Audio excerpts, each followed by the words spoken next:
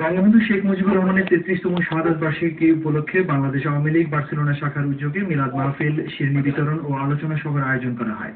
গত ১৫ই আগস্ট শুক্রবার স্থানীয় শাহজালাল জামে মসজিদে বাদ জুম্মা বার্সেলোনা আওয়ামী লীগের উদ্যোগে আয়োজিত এই মিলাদ মাহফিলে অন্যান্যদের মধ্যে উপস্থিত ছিলেন বীর মুক্তিযোদ্ধা ও বার্সেলোনা আওয়ামী লীগের উপদেষ্টা আমান উদ্দিন এনাম, বাংলাদেশ অ্যাসোসিয়েশনের সভাপতি সুরুজ্জামান জামান, মসজিদ কমিটির সেক্রেটারি মফিজুল ইসলাম, তানিম চৌধুরী, হাফিজ বশির আহমদ সহ বার্সেলোনার গণ্যমান্য ব্যক্তিবর্গ। মিলাদ মাহফিল শেষে শেখ মুজিবুর রহমানের আত্মার মাগফিরাত কামনা করে বিশেষ মোনাজাত করা হয়।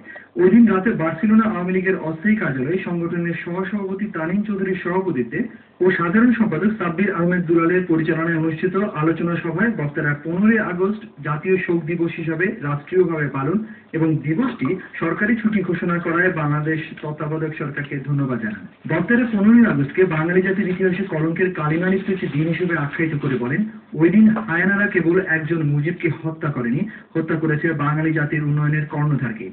হত্যাকাণ্ডের ৩৩ বছর পেরিয়ে গেলেও হত্যা মামলার বিচার নিষ্পত্তি না হওয়ায় উপস্থিত নেতৃবৃন্দ হতাশা ব্যক্ত করেন।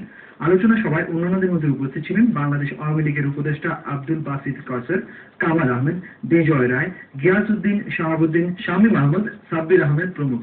খবরটি পাঠিয়েছেন স্পেন থেকে আমাদের বার্সেলোনার প্রতিনিধি শাহাদুল ইসলাম সুহেল। বাংলাদেশি মুসলমানরা ধর্মীয় ভাবগম্ভীর পরিবেশে পবিত্র শবে বরাত পালন করেছেন। গত ১৫ই আগস্ট শুক্রবার ধর্মপ্রাণ মুসলমানরা সন্ধ্যা থেকে ভোর পর্যন্ত ইবাদত বান্দেগি, তসবিহ তাহলিলের মাধ্যমে আল্লাহর দরবারে বিশেষ ফরিয়াদ জানান। বার্সেলোনায় বাংলাদেশিদের নির্মিত একমাত্র মসজিদ শাহজালাল জামে মসজিদে এ উপলক্ষে বাদ এশা এক মিলাদ মাহফিলের আয়োজন ও শিরনি বিতরণ করা হয়।